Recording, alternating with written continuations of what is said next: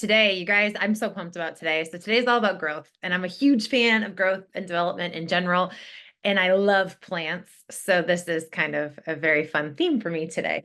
So we are going to talk about growth gardening, what that looks like from nurturing an EQ-rich developmental culture. And we're going to take 3 phases to this. We're going to take a look at how it looks at yourself, how you can deal with this within your teams, and then how do you do that from an organizational perspective. So this is part of the 2024 Elevate and Illuminate Organizational Excellence Bloom Masterclass series. If you have not been here before, my name is Dr. Claire Muselman. I'm a human behavioral scientist at Drake University, and I love the study of development of people. So I'm really passionate about today because I think you can all walk away with something for yourselves. If you're in a leadership role, if you're not, I'm just very excited about where we're going, but I'm going to just start right in. There are going to be some interactive activities for you guys, so please have your chat ready to go. This is going to be very mirror reflective. So if you don't want to share with the entire group, not a big deal, but I'm curious what's on your mind. So let's start it out. If you can locate that chat button at the bottom of your screen. I would love to know one growth goal that you have for yourself this year. Maybe it's for this quarter, maybe it's for the next couple of weeks, maybe it's for summer. What does that look like for you? So if you will throw that in the chat, we are going to be off to the races. I'm going to give you guys little things to think about personally as I continue to talk. Okay, so our objectives today, we are looking at making some awesome stuff happen. So your goals here, we're going to talk about some tools and techniques for personal growth, like achieving goals and developing that growth mindset. We're also going to talk about how to foster effective communication, collaboration, and mutual support within teams. We've got a very interesting viewpoint with, if you look at different generational mentalities around growth and development. So we're going to talk through those that are super engaging and embracing of this and those who are not. Then we're also going to look at how do we create an environment that promotes continuous learning. I did a lot of studying on this when I was doing my doctoral program about how do we create learning environments? What do these look like? How do we build them within organizations? So I'm very excited to share that with you today. And then we're going to talk about how to pursue personal and professional growth independently. Maybe you have a boss or an organization that's not super supportive. That does not mean that we cannot still have some self-directed growth along the way. And so I want to make sure we talk through that. And then what happens if you're just not in an unsupported, if you are in an environment that's just not supportive? So we will cover all of these things today. So first, let's start with, this is all about infusing emotional intelligence this year. So if you have not been here yet, emotional intelligence is our ability to recognize, understand, and manage our own emotions, as well as recognize, understand, and influence the emotions of others. As we start to look at this from a personal growth and development standpoint, we need to understand how to really take some self-awareness around what gets in our way. Where does that self-sabotage come in so that we can get on the best growth and development plans that we can? Because we're our best enemy, we're our best ally and also our own worst enemy. So we've got to figure out how do we flex that muscle. And we do that through understanding our own emotions and then also understanding the emotions that exist within other people to understand where might those roadblocks be ahead. So when we start looking at these skill sets and how this relates to emotional intelligence, our self-awareness is really taking that ability to understand ourselves, our own emotions, what triggers us, how they affect our thoughts and behavior. So we want to really pay attention to that when we're looking at what is going to inhibit us in our own growth and development. Then we've got to figure out our own self-regulation. This is how you learn to flex your muscles when it comes to willpower, when it comes to getting yourself motivated when you might not feel like you are. So this is that ability to manage and control your emotions, your impulses, and your reactions in a variety of situations. Then we look at motivation. That's that drive to pursue goals with energy and persistence and finding out what you're passionate about, but also remaining optimistic and resilient when there are setbacks. Then we're going to go through, if you've got this, we're taking these skill sets of EQ. We've got empathy. Be nice to yourself. Give yourself some grace. This is the first time you're doing this. And you know what? It's also the first time a lot of us are doing this. So remember that as you're trying to understand your own feelings and the feelings of others and learning how to respond to emotional cues appropriately. This is a big time trial and error. What works for you might not work for someone else. And this is where we really want to start to pay attention. on our response. When we talk about being responsible, think about what that word says. It is being response able. So our goal is to figure out how do we control that.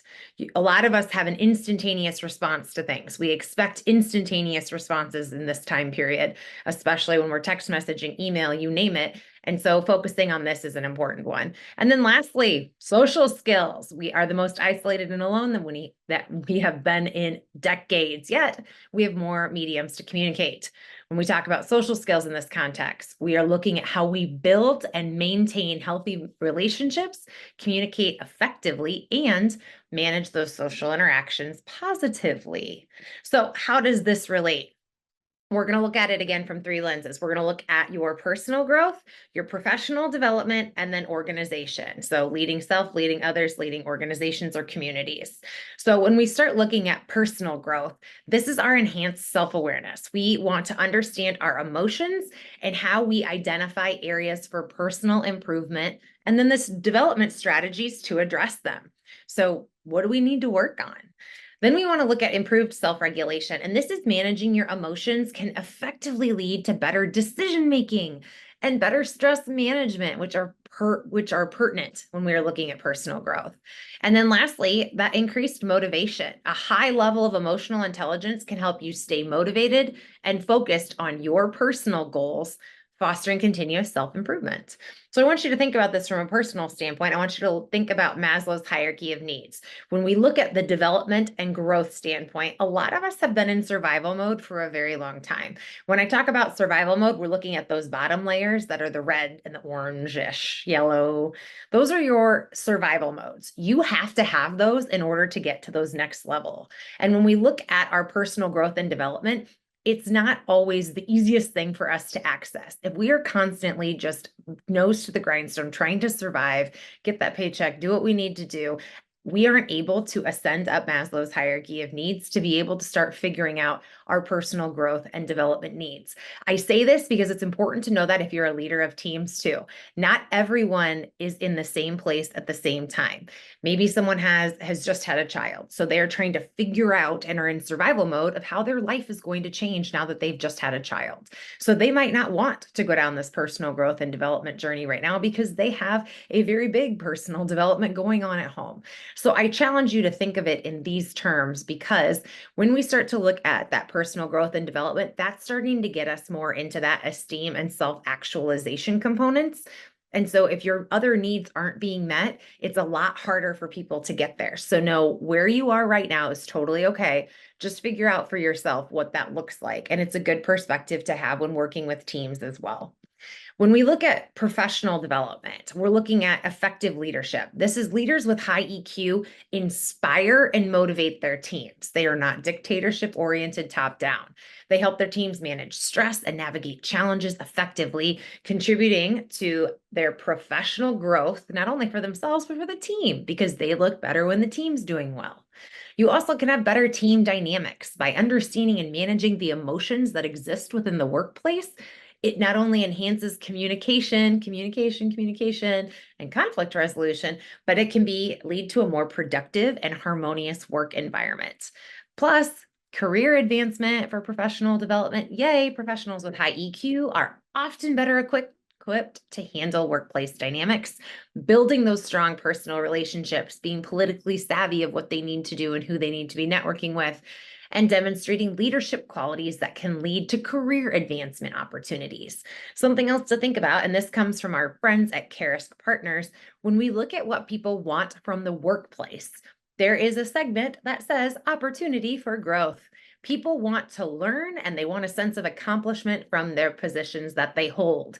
So when we look at this from a work standpoint, and we are looking at kind of comparing and contrasting Maslow's hierarchy of needs for our personal development, when we look at professional development, it is a necessity for the worker voice and equity.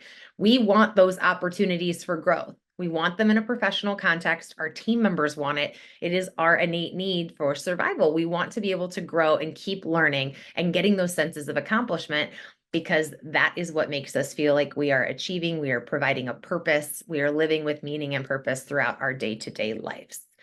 And then lastly, how this pertains to organizational growth. So again, we've covered personal, we've covered kind of professional and teams, and now we're going to talk about organizations. This can help create a positive work culture. Organizations that prioritize EQ end up having more engaged and satisfied employees. Shocker on this one. But it also leads to lower turnover and higher productivity because we want people to do their best work. We want to help them advance. We want to be able to pour into them so that they can be the very best version of themselves. This also helps with enhanced collaboration. Teams with a collective EQ can work together more effectively, and they can also help have those safe environments that foster innovation and that can help achieve those common goals. And then lastly, that resilience and adaptability piece, our organizations with emotionally intelligent leaders and employees are better at navigating change. And change is the only thing that we know that is constant. They can also handle stress and recover from setbacks, ensuring much more longer-term success and growth. So let's break this down. Let's start with you first. We're going to start with that sense of self. So what is personal growth? This is an ongoing process of understanding and developing oneself in order to achieve one's fullest potential. So your goal is to turn yourself into every possibility that you've ever wanted to be. You get to try and achieve your fullest potential, but you've got to figure out what that is. So let's talk about this. How do we even start to grow? So we want to look at this from there's various activities that we can do. We can put ourselves in different environments. We grow through experiences. And I like to think of experiences as layers of skin. The more experiences that you accumulate, the thicker skin you get. So you realize that things aren't about you. You realize that things really aren't that bad, and things that were really imperative 5 years ago, you might not even have crossed your mind. So through experience, we're able to build thicker skin and also a better understanding of what this really looks like from a long-term aspect. There's also different learning opportunities. Again, learning, growing, developing different skill sets, different mentalities, different practices. And lastly, stepping out of your comfort zone. Growth doesn't happen in the comfort zone. Our brains go on autopilot and we stop thinking during this because things turn into habit and routine. So in order to grow, we have to shake things up and snap out of that. So why does any of this even matter? All right, so let's go back to this self-awareness thing. Personal growth increases self-awareness, which is glorious for people. It helps individuals understand strengths, weaknesses, and areas for improvement. Again, this isn't necessarily an attack on anyone's character. It's literally figuring out, where are you great? Where are you not so great? And how do you want to get there? Do you want to improve it? With goal achievement, it facilitates that setting and achieving of personal and professional goals. And then we have the adaptability piece. This helps adaptability and resilience that helps us navigate changes and do it quickly and efficiently. Again, is it really that big of a deal? Is it something that's going to need your energy? This is where we start to get really decisive about where are you going to focus your energy. I'm constantly fascinated where people choose to focus their energy. And I like to look at it in two constructs. One, are you a hamster on a wheel that is constantly analyzing issues? Or are you somebody that's actually moving forward? So you'll notice these people. And even if you just pay attention to people today, whether it be friends, family, coworkers that you talk to, a lot of people like to ruminate on problems and they get nowhere doing it. Other people want action. They make a decision, they move forward. There is no more of this hamster wheel. So something to think about. Then we look at fulfillment. Growth leads us to a more fulfilling and satisfying life by fostering continuous learning and self-improvement.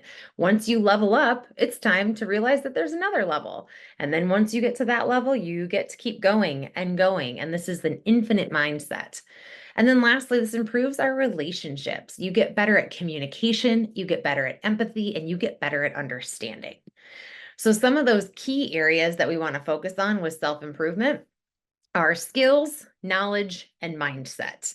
So let's break this down. Skills have three different capacities. We've got technical skills, soft skills, and life skills. So when we're looking at technical skills, we're thinking of like those specific skills that are related to your profession or to your hobbies. How do you do this? When we look at soft skills, this is kind of adding that flavor, that spice of life. These are those interpersonal skills like communication, leadership, and teamwork. You can know how to do it through a technical skill, but a soft skill, which we really think of as harder skills because some people are good at them and some people are not so good and they're hard to get people to change. But communication, leadership, teamwork, the way that people present themselves with those type of skill sets is what makes the flavor to life and what makes people different. And this is where we see when people are putting passion and purpose and meaning behind things, those soft skill sets are really powerful when coupled with technical skill sets. And then lastly, life skills. Those are those practical skill sets that we look at, like time management, financial literacy, and of course, our favorite, problem solving. So when we look at knowledge, our second pillar, we're looking at education, continuous learning, and my favorite is self-education. So education can be that formalized learning when we're looking at formalized education, going to an institution, having a more structured approach to education. Can also have it being getting certifications or looking at different types of training. When we look at continuous learning, this is staying updated with industry trends, reading books, industry publications, attending workshops, and doing online courses like this one. And then lastly, self-education. This is where you start to look at personal experiences. And the big kicker with personal experiences from a self-education lens is that reflection piece. What are you learning from this? What are you taking away from it? And how are you seeking out new information proactively? Things to think about. And then lastly, which I think is probably the most powerful of these three, is mindset. So growth mindset is this belief that abilities and intelligence can be built and developed through dedication and hard work. If we couple that with some positive thinking, maintaining a positive outlook and a positive attitude on life, and add in a little bit of resilience, the ability to recover quickly from setbacks and stay focused on our long-term goals, it really helps us get down to that level of self-discipline, developing that ability to control our actions and behaviors to get to those desired outcomes. And that self-discipline piece is really where we start to see the differentiating factor in people. Willpower is like a muscle, and so is self-discipline. It's a muscle that you have to train. And a lot of times, like if someone says that they have poor time management skills, I'm going to challenge that belief and say false. You are bad at emotionally regulating. Because if you are able to self-discipline and use that flex muscle, you are able to shut off the emotions that make you distract and self-sabotage. So when we start to look at unwinding a lot of this, so much of it starts with how you talk to yourself, where your mindset is, what's your headspace, how do you really push yourself to keep moving forward. Things to think about, but your mindset is the most powerful thing that you have. And if you believe you can or you can't, you're absolutely right. So how do we get there? We get there when we're starting to look at personal development. We're looking at goals. What do we want? What do we want first? What do you want to do? What do you want to achieve? What are we going to do that? And then we've got to set our goals, and then we actually have to put them into action to go achieve them. So when we start to look at techniques for setting goals, we got to get clear on what we want. Clarity and specificity. What do you want to achieve? The more specific you can get around your goal, the easier it is to put a plan in place and stay focused. So for example, instead of saying, well, I want to get in shape, we're going to get really clear on this. I want to run a 5K race in 3 months. So summer, I want to run a 5K by fall. You give yourself a timestamp. Then we also want this to be challenging and realistic. You've got to find a balance. So we want to set goals that are challenging, but attainable. So things that push you to grow, but also remain in the realm of possibility. So an example of that would be, I'm going to improve a skill by 20%. Maybe it's something that's easily measurable for you. I like to do Duolingo. That's something I've been working on for some language brush up. But it's saying like, I want to improve this by a set amount versus I'm going to do it 100% in 2 weeks. I mean, you want to be realistic throughout this. We also need some commitment and some motivations. You want to ensure that you are committed to those goals and understand your reasons behind it. This is where meaning and purpose help with that passion. Like what's going to keep you motivated and remind you of the benefits for you achieving this goal? So this is where you can visualize the positive outcomes or put reminders in place to keep your goals visible. So let's say you're going to take a trip to Spain. So that's why you're doing Duolingo and trying to study Spanish. Or if you're going to be training for that 5K, do you have a picture of you running? Do you have a picture of somebody running? What is that going to be for you to keep you motivated and remind you what do you need during those really challenging times?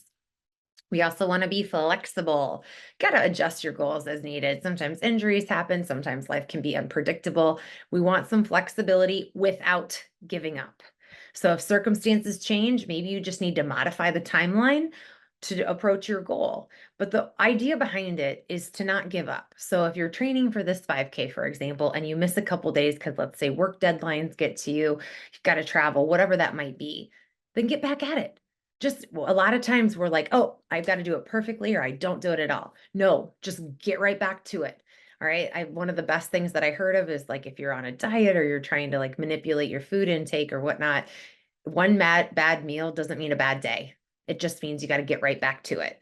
If you skip one day of workout, that's okay. 2 days, don't let yourself skip more than two.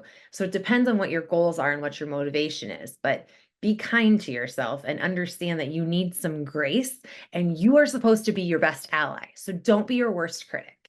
And lastly, that accountability. If you can share your goals with somebody who can provide you support and hold you accountable, this can be really helpful. So you can partner with a friend, a coach, a mentor, somebody that's going to help you check on your progress.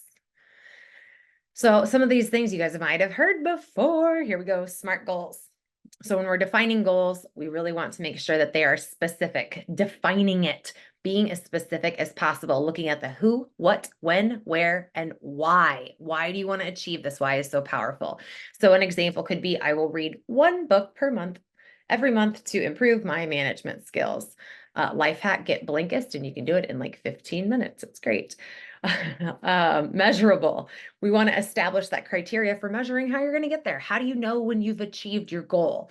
So if you want to do this monthly, so then we'll say, all right, I'm going to track the number of books I'm going to read per month. And then we want them to be achievable. Again, it's got to be realistic. Do you have the resources and the capacity or the capabilities to achieve it? So if you want to read one book per month, can you set aside 20 minutes a day, 30 minutes a day reading? What does that look like for you? And then making it relevant. Why does this goal align with your broader objectives and values right now? So if I'm going to be reading these management books, does it improve? Like, is the importance improving my leadership skills is relevant to my career advancement? Like, what does that mean for you? So you've got to make sure that it's relevant. And then of course, the last piece is you've got to put a time on it. This is where we put some pressure behind our motivation factor. We've got to have a deadline for achieving that goal. When do you want to accomplish it? So if you want to read 12 books in a year, give yourself that deadline. It's the end of December, one book per month. I'm breaking it down. I'm going to read 20 to 30 minutes per day. This is going to help set me up for my career. And I can take what I'm learning and apply it daily within my career path. Things to think about. So here's where I am going to engage you. All right, I want you to think about one personal goal and one professional goal that you would like to achieve. And again, if you don't want to share it with everybody, that's fine. Just throw it in the chat for me. But I want you to think about this. So I gave you guys a goal, like an example. I'm going to complete a 10K run by September.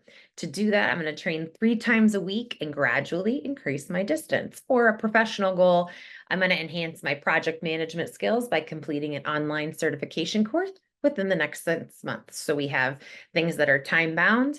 They've been communicated. If you write this down, you are more likely to stay engaged throughout this process. So throw those in the chat. One personal goal for yourself, one professional, and we're going to come back to this goal at the end. So keep it handy. So how do we get there? How do we get there? All right, we've got a goal. What are we doing with it? We've got to develop a growth mindset. So when we talk about a growth mindset's that belief that anything is possible if we use dedication, hard work, and continuous learning. In contrast, a fixed mindset believes that abilities and intelligence are static and unchangeable. How you see the world is completely up to you. I believe that we have a very abundant universe, the things provide, you name it. And I tend to have a more positive outlook on life. What is yours? An example of a growth mindset might be, I can improve my skills through practice and effort. A fixed mindset would be, I'm just not good at this. I never will be. Well, whatever you want to tell yourself, you are absolutely correct. So what kind of mindset do you want to go into this with? A growth mindset has its benefits. It helps you become more resilient. People with a growth mindset are more resilient in the face of challenges and setbacks because they know they're going to be okay and they have confidence in themselves that they will figure it out. Everything in life is figure outable. You just have to convince yourself of that. Then we look at continuous improvement. This is where we embrace learning opportunities and we strive for improvement. It leads to our own professional and personal development by that constant wanting of development. It can help enhance our problem solving. Again, it encourages creation. It helps make you more creative from a problem solving standpoint and to innovate. What if this was possible? What if we tried it this way? Again, positivity can help with this as well. And then it results in this belief for greater achievement. When you want to grow, you tend to have higher achievement and more success. So when we start looking at some of these strategies behind a growth mindset, we want to embrace challenges. Challenges are life giving you an example of how you can level up. So you view challenges as opportunities to learn rather than obstacles. The project might be difficult, but it's a chance for you to develop new skills along the way. And then learn from criticism. Accept constructive feedback as valuable resources for improvement. If people are bringing you, hey, this didn't go well, I think maybe we could try it this way, and people are bringing you a solution, maybe you try it that way next time. I appreciate your feedback. It helps me understand how I can do better. I caveat that with the factor of, if you wouldn't take the advice from that person, if you wouldn't want to switch places with them, something to think about. People tend to be very critical these days, especially in an online platform. So things to be aware of when you are soliciting feedback. Ask people you trust and respect. Hey, can you give me some feedback on this? I'm a professor, and one of the things I do is go talk to my students. I talk to students that I know were engaged throughout the class, and I'll say, hey, I wanted to try this. How was it received? And I get very substantive feedback because they know I want to do better. I'm trying to push so that they can be the best versions of them. And then likewise, they give me really good feedback. So something to think about. We also have to remember to celebrate effort, not just results. We've got to remember that there's effort that goes into the process, and it's not just about that final outcome. So be proud of that hard work you put in, regardless of what happens. Let go of that outcome and watch yourself grow and develop along the way. And then we've got to persist through those setbacks. We're developing perseverance by staying committed and finding ways to overcome difficulties. So I might not have succeeded this time, but I will learn from my mistakes and try again. It's creating a safe space in our mind to succeed or to try versus this whole fear of failure. I don't like that. We need a safe space to at least try, because trying will always get us moving forward. And lastly, we want to focus on learning, prioritizing learning and self-improvement over immediate performance. What can I learn from this that's going to help me grow? What is this teaching me? So here's another reflective exercise for you. You do not have to do this right now, but I want you to think about this. What's a recent challenge or setback you faced, and how did you respond to it? How could you apply a growth mindset, and how would that have changed the outcome? Are you happy with the way you handled it? Are you not? If you can give yourself time to pause and reflect on this, like, what was the challenge? How did I react? Should I have done it differently? What did I learn? Okay, how can I apply this to change my behavior moving forward? This is a really good exercise. I like to do it at the end of the day. I think, is there any situation that I would have handled differently today? And then I rethink how I would have handled it in my mind. I think this is super powerful, and it helps your neural pathways rewire themselves so that the next time you are faced with a challenge like this, you can help yourself correct the behavior that exists throughout this process. Okay, next segment, we're moving on to our team. So we've talked about ourselves. Now we're going to talk about our teams. Communication. Oh, okay, learning to communicate. We learned this at birth, yet it's still one of the hardest things for us to do. So effective communication. The importance behind this in team settings is that it is the foundation for collaboration. Effective communication is essential for teamwork and collaboration. It makes sure all team members are aligned and they understand their roles and responsibilities. Here are your expectation. Here's whose role is what. This is who's responsible for what. And then it's up to the leader to hold them accountable. Enhanced problem solving helps through communication. Clear communication allows teams to address promptly and find solutions collaboratively. It also builds trust. Having open and honest communication fosters that trust amongst team members. It creates supportive environments that help that cohesive team build together. And it also boosts morale. Believe it or not, open, transparent communication makes people feel seen, heard, acknowledged, and valued. And good communication contributes to a positive team atmosphere, enhancing job satisfaction and morale. This stuff isn't rocket science, but for some reason it falls to the wayside when we add it into leadership. All right, continuing. Then we have some techniques to improve our communication and collaboration. All right, active listening. This is one of those things that really staying engaged. Most people aren't fully listening. I actually just read something the other day that said most TV shows are scripted and designed for people to only listen to TV passively. So storylines aren't as in depth as they used to be back in like the 80s and the 90s because people aren't attentively watching. They're usually watching and then having their phone around. So they're only passively watching this television show. Something to think about. So when we talk about active listening, this is where we encourage our team members to actively listen to one another, showing empathy and understanding. Listening to understand, not just respond. And this is showing that you value that other person's teamwork or input throughout this process. We also want clear and concise messaging. Brevity is a forte. Messages need to be clear and concise because that way it helps reduce misunderstandings. Simple language and being direct about expectations and feedback. And then we want regular check-ins, having those regular team meetings, one-on-ones, ensure that communication is ongoing so you can address any issues. If you don't know something, how are you supposed to fix it? So hold weekly meetings to discuss progress, challenges, and next steps so people are on the same page. And you want to encourage open feedback, creating an environment that team members feel comfortable giving and receiving constructive feedback. Receiving feedback and giving it is the skill set that's so fascinating. People want to grow, and sometimes they get really nervous about giving honest answers. We get worried about stepping on people's toes, but we collectively want to get better. So if we use I statements and focus on specific issues or specific behaviors when giving feedback, it takes it so that it is less personal about the person and more specific to the issue or to the behavior. So stick to those. And then utilizing communication tools. We have 18 social media platforms right now and more communication methods than ever before. Leverage technology to be your friend. Use project management software. Use instant messaging apps. Use Zoom to facilitate communication. Slack is helpful. Teams is helpful. There's a lot of different areas out there. Just communicate. And how do you build this supportive team environment? We want to foster inclusivity, ensuring that all team members are included and feeling valued regardless of their role or background. This is where we look at those investment into horizontal relationships versus the vertical. We want people to feel that they can come and they can talk and nobody's better than anyone else. Maybe some positions have different levels of importance or different levels of roles and responsibilities, but we cohesively need each other to succeed. So encourage those diverse perspectives. Make sure everybody gets a voice in those discussions where it's appropriate. And if someone's quiet, ask for their opinion. We want to celebrate successes too. We want to recognize and celebrate the individual and team achievements because it boosts morale and it boosts people's motivation.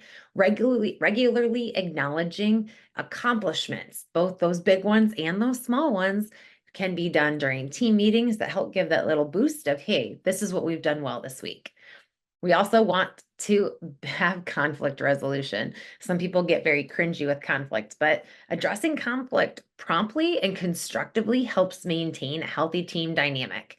So you can use mediation techniques to to help solve disagreements and find mutually beneficial solutions. Compromise is a virtue. And then lastly, doing some type of team building activities can be really helpful from an engagement perspective. We're looking at things that can promote team bonding and collaboration outside of regular work.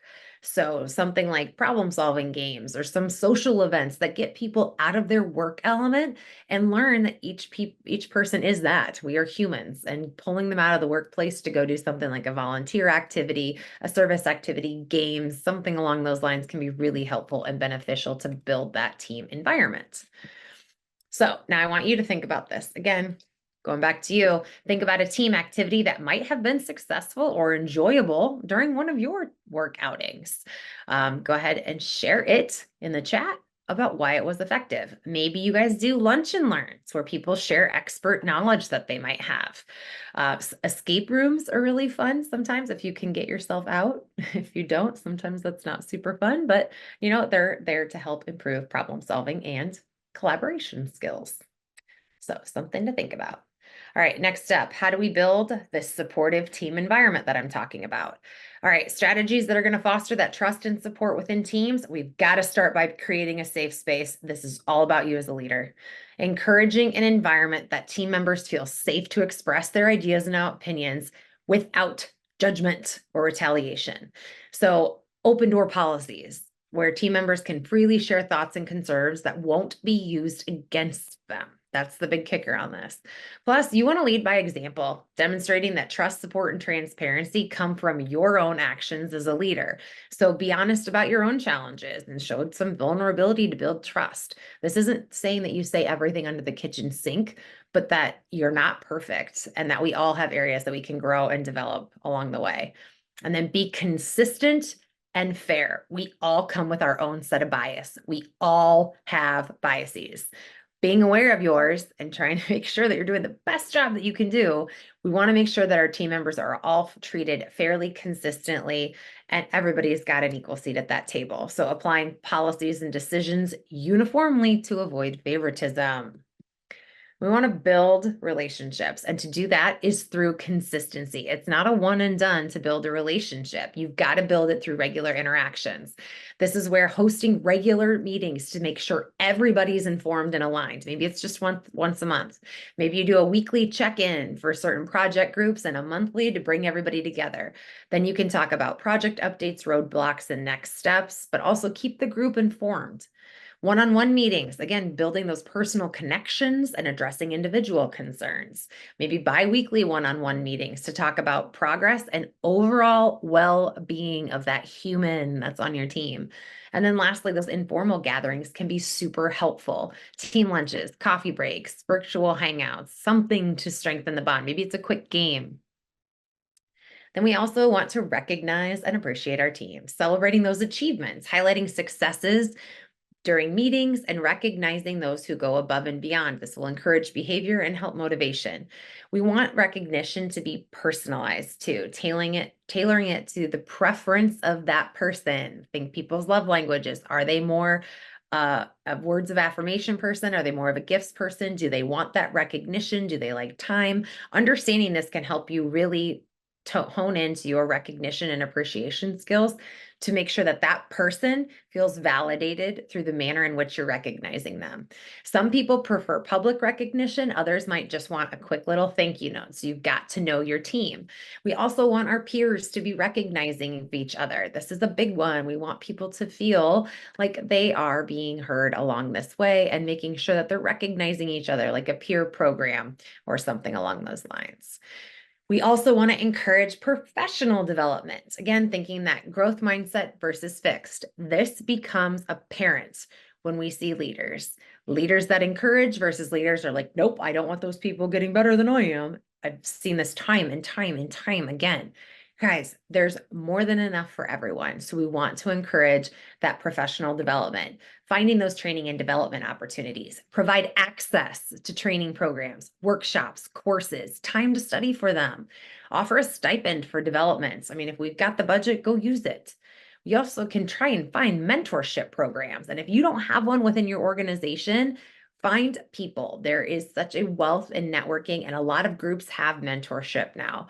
So connect people, get them involved where experienced team members get to support newer employees, or you're going outside the organization to just find people that can help throughout that process.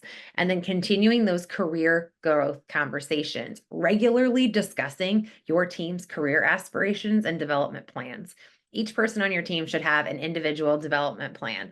And if you're a solid leader, you're working on this with them. We're going to talk about what happens if you don't have a leader that's supportive of this, but these quarterly career discussions can help team members set and achieve their professional goals, and it keeps them engaged along the way. So I want you to think about a strategy or practice that has helped build a supportive environment in your team. If you want to share it in the chat, say why it was effective. Couple of ideas. We've implemented a kudos board where team members post notes of appreciation for their colleagues. And I can tell you, it makes me super happy when I get to see my name or any of the ones that I've written for others. Or having a monthly learning day where we share something new that we've learned that shows this fostering culture of continuous improvement. Most of the time it's podcasts, just as an FYI. So what about culture? Culture is one that we want to think about. How are we improving culture throughout this process? So the importance of a growth-oriented organizational culture helps encourage continuous learning. It's promoting an environment where learning is not only valued, but it is encouraged, where there's ongoing skill development and innovation. Organizations that prioritize continuous learning end up being more adaptable and equipped to handle change. It boosts employee engagement and retention. Again, employees are more likely to stay with organizations that invest in them because they're giving you their time in exchange for money. Now we're trying to give them something, an added value. And a culture of growth leads to higher job satisfaction and lower turnover rates. Plus, we're going to enhance overall job performance. A growth-oriented culture drives higher levels of performance and productivity. Teams that focus on development, hands down, outperform teams that do not. Things to think about. So what are some strategies that we can use to promote continuous learning and development in our organizations? Offer the learning opportunities, provide access to courses, workshops, training programs, create a learning and development program that includes both internal and external training opportunities. Try and loop those together. Encourage knowledge sharing. People who hoard information, I'm fascinated by this, but I see it all the time. Foster a culture where employees share knowledge and expertise. We are better together when we share our experiences and our knowledge. Maybe you can do organized lunch and learns. People can present on various topics, whatever that looks like. And then we also want to make sure that we are supporting career development using resources. There are a lot of benefits that our organizations have for employees that we never access. So look into that. Are there career coaching? Is there development plans? Does HR offer something? We want to tailor this to the employee's aspirations. And by investing in your people, you will never, ever, ever be swayed with this because people know that then they're valued along this process. It's a huge game changer. So leadership's role in this and fostering that development, you've got to lead by example. Leaders also need to be modeling this continuous learning and personal growth. Leaders who actively pursue their own development set a positive example for their teams to show that anything is possible. We also want to provide regular feedback. Feedback can be such a gift that you give by offering constructive feedback to employees to grow and improve. If somebody's a bad presenter of numbers and you leave a meeting not knowing what they're talking about, give them that feedback. Hey, you need to break this down. Can we talk about how you discuss these numbers or how you're showcasing this? Then we also want to think about maybe a reward system for regular performance reviews and development feedback, not just the annual review, more conversations. And then create these development opportunities, design projects, implement these different types of projects that people can use to challenge and promote growth. So stretch projects that get people out of their comfort zone to learn new skills. So some of our best practices that we want to cover for creating a growth-oriented culture. Promote that growth mindset. Celebrate learning experiences and lessons from mistakes to foster that growth mindset.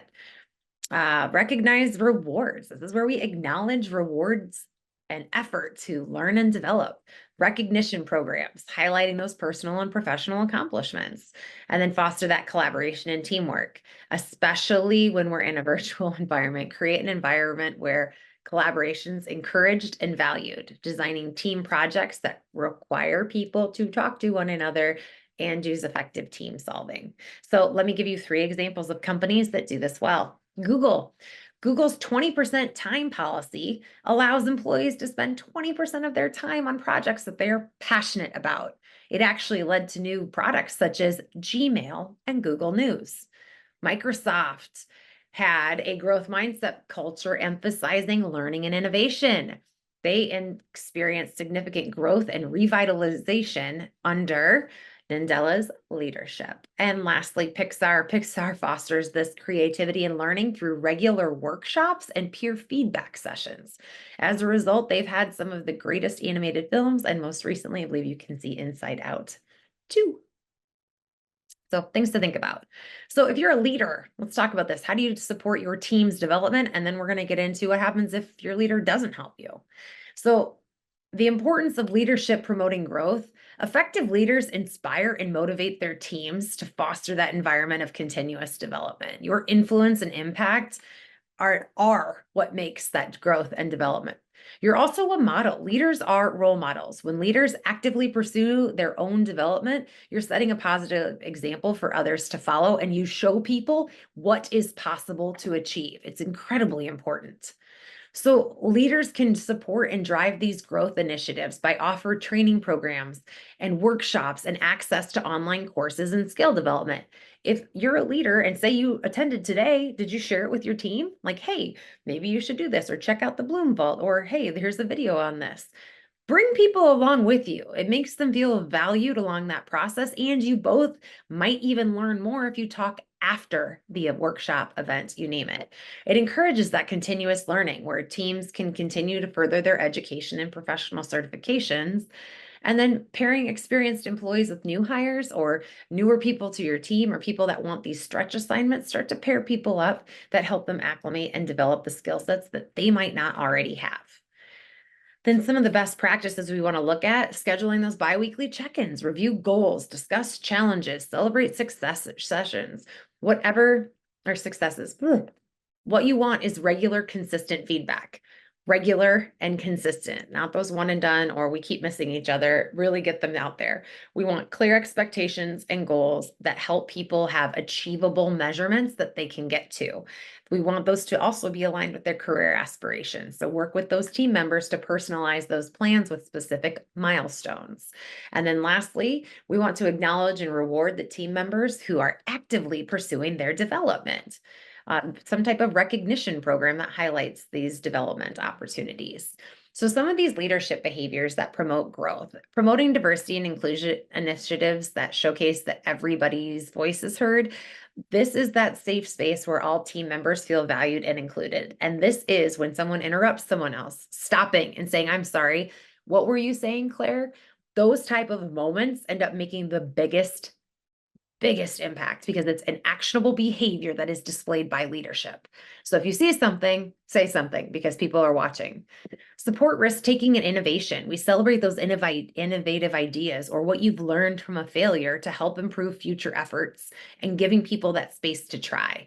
And then lastly, be approachable. Offer support when team members are dealing with personal or work-related issues in a way that you can that's conducive to the work environment. And then got to invest in yourself too. Again, leadership workshops, pursuing advanced degrees, engaging in executive coaching, finding areas that you can self-improve and professionally develop. Read industry publications, participate in professional networking, and adapt to those changing circumstances that go on in life. And again, get some anonymous surveys, get some feedback. How are you doing? And how do you feel about it?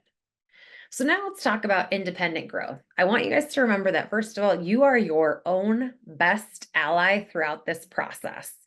So when we start to look at how do we do self-directed learning, figure out what you want. You've got to get clear on what do you want. Then you can set personal learning goals by defining what you want to achieve. Identify specific skills or knowledge areas that you want to get better at so that you can achieve those. And then you've got to create a plan. We just talked about that. Schedule time for you to complete a course or read a book or practice a new skill set. Schedule it into your day. If you don't make time for it, something else is going to become a priority. And then utilize, oh gosh, everything from online courses, podcasts, webinars, books, tutorials, articles. You've got the Bloom Vault as a wonderful wealth of opportunity if any of those skill sets are things that you want to develop. There's also LinkedIn Learning, Coursera. There's a ton of MOOCs out there that there's so many opportunities if you want to go down this road. Also, look at leveraging networks and communities. I mean, there are professional associations up the wazoo. You've got Risk and Insurance Management Society, Rising Star Insurance Executives, the Bloom community. You've got Alliance of Women in Work Comp. We've got Women in Insurance and Financial Services, International Association of Insurance Professionals. If you're HR, Society for Human Resource Management. There are so many opportunities out there. You just have to figure out what group do you want to be a part of. Google it and let's go off to the races. You can also participate in online forums or group. LinkedIn has a ton of groups. Reddit has a great plethora of groups, and you can connect with peers, share knowledge, and seek advice along the way. And then attend virtual things. They end up being really cost effective. You've got virtual conferences and webinars to gain insight that helps you expand your professional network. Now we want a routine. Again, we want to put this into our brain so it becomes a pattern. So you've got to allocate time for learning. It's got to become a priority. Set some time, dedicate each week for your development activities. Maybe 1 hour a day for taking new courses, practicing a skill, or reading. And be consistent about it. Make a schedule, practice it, keep it going, and then ask for feedback on your work or reflect on some of your experiences along the way to see the improvement. One of the other things to think about is since COVID, a lot of people don't have budgets anymore. So we really want to focus on utilizing free and low cost resources depending on where you are at. Public libraries are phenomenal. You can get books, ebooks, you name it. So many resources, that example there. You can borrow books on personal development or professional skills. They even have a lot of e-readers too. So there's a lot of resources that you can use on that. There's also free online courses. You can enroll on platforms like Bloom and go access the vault and see all the amazing workshops that are available. Coursera has some, Khan Academy. There's a few other ones out there too. And then also there's podcasts and blogs. There's just so much information out there. Again, be an educated consumer of the information that you are seeking, but follow podcasts and blogs that offer valuable insights. Bloom has a ton of wonderful blogs. Depending on what you are interested in, you can follow on your area of interest. So let's talk about this. I'm going to touch on it and then we're going to dive in. Unsupportive environments are hard to survive in, but you can achieve this. You can still navigate your own growth even when your organization does not. So we're going to talk through this a little bit more here in just a second, but I really want to touch on this because unsupportive environments are giving you a really big red flag to pay attention to. So let's talk about this. First of all, it's more common than you think, whether it be a leader or it be the organization as a whole. Some organizations do this really well. Others just don't know what they don't know. So it might not be intentional, but they exist. So you've got to recognize the signs that go into this. Signs of a non-growth oriented environment: lack of development opportunities where there's no training, mentorship, or career advancement opportunities. You're getting infrequent or non-constructive feedback, lack of acknowledgement for your current achievements. There also might be a resistance to change in an environment that discourages new ideas or resists them. Well, we've always done it that way. Yeah, we've heard that. There also might be inadequate communication from leadership and a lack of support for team members. So those are some signs to pay attention to. And then when do we need to start looking at new opportunities? Assess your current situation. Is this hindering your growth and overall well-being? Your number one job is to make sure that you are taking care of you. So what's your job satisfaction look like? And what are those growth opportunities that are available? You've got to identify your non-negotiables, like opportunities for learning, positive work culture, and supportive leadership. If those are factors for you and they're not there, maybe it's time. And then what other programs, what other companies are you aware of that have a strong developmental program and positive work culture? Maybe it's time to go seek them. But if your growth is unsupported, you've got to be your best advocate. Go talk to seek some support from your leaders or maybe HR. Request a meeting with your manager to discuss your career goals and seek support in creating a development plan. If you haven't asked for it, don't expect your leader to know that's what you want. You have to ask too. And then build a support network, looking at those professional networks and connecting with like-minded community. Seek for a mentor, whether it's internal or external. You can also look for mentors on LinkedIn.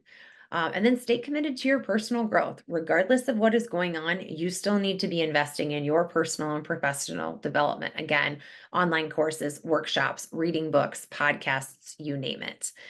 You still want to create that personal growth plan, set your goals, identify short and long-term goals, develop your action plan, create that timeline, and get the resources listed that you need to be able to achieve these goals, and then track your progress along the way.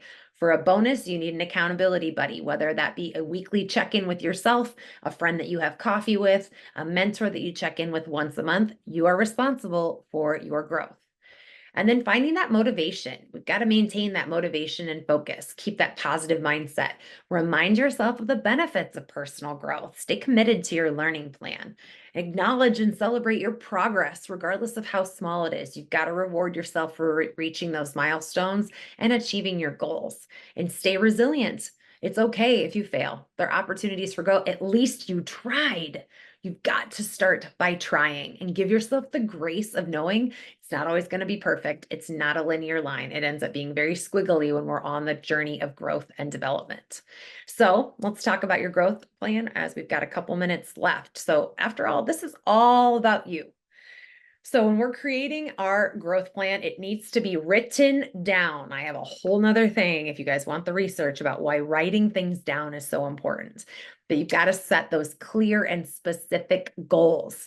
Develop that action plan and identify the resources you need to be able to achieve this and the support along the way. You want to be able to track your progress. What are you going to do? Are you going to have a checklist daily that pops up on your phone? Are you going to look at it weekly? Are we looking at it monthly? Do you have a calendar that's hanging that you can check off? What's that going to look like for you? You also want to give yourself that grace by staying flexible and adaptable. And more importantly, if you don't have this, you owe it to yourself to become everything that you dreamed of being. Why are you not starting now?